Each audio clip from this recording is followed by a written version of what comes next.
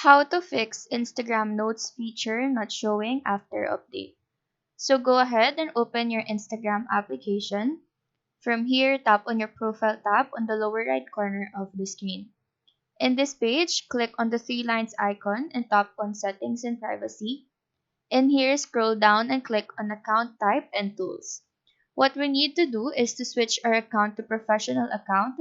Don't worry, as we will be turning it back to personal account after seeing the notes feature later. So just click on Continue, choose your description and choose Creator. After that, just tap on Next. And now go back to your news feed, refresh the page, and proceed to your messages. As you can see, the notes feature is now here.